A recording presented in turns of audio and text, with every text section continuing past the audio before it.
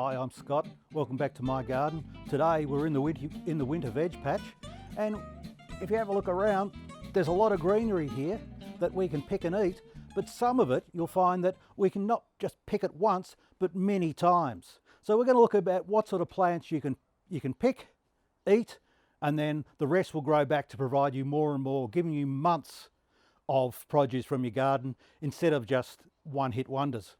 You might have seen my mate Craig talk about looking after your tools and sanitising them in between plants so you don't spread disease from one to the other.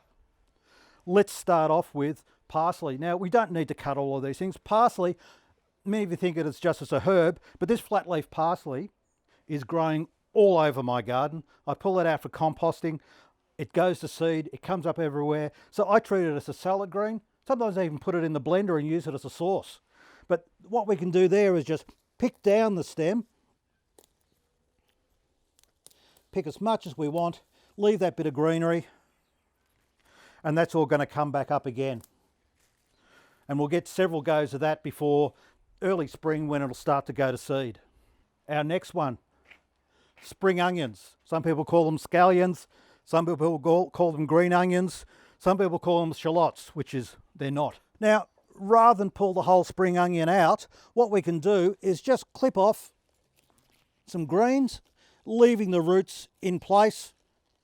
I like to leave one green leaf on each plant, just makes them pop along a bit quicker.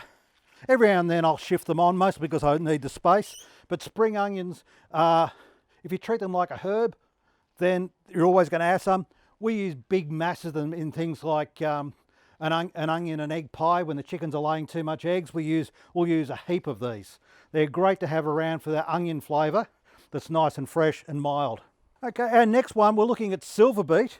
You might have heard it referred to as Swiss chard if you're one of those inner city latte sipping types, but it is, in Australia we call it silver beet. And it is actually, biologically, it's exactly the same plant as beetroot, but it's been selected for big leafy tops instead of the big root underneath.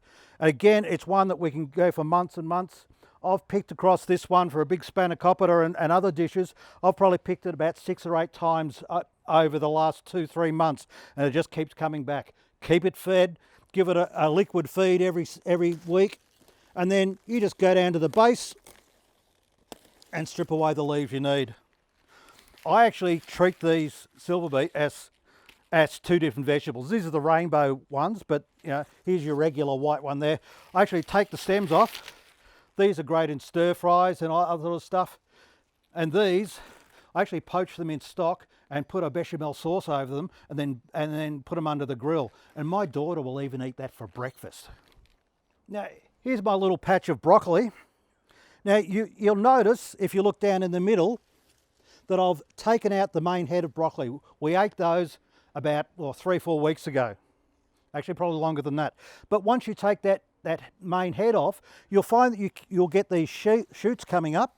And if you keep them nice, well fed, and keep cutting those shoots so they don't flower, then you can use these as broccoli for months and months and months. So you just keep cutting those and using those, and they're every bit as delicious as the main head, and probably even more tender. So here's the challenge for you this time. See how many meals you can get out of each plant in your garden this winter and again in the spring coming. Cut your greens early, cut them often, feed it well, and you'll get feed after feed after feed. If you want to learn more, go to see our website at My Smart Garden.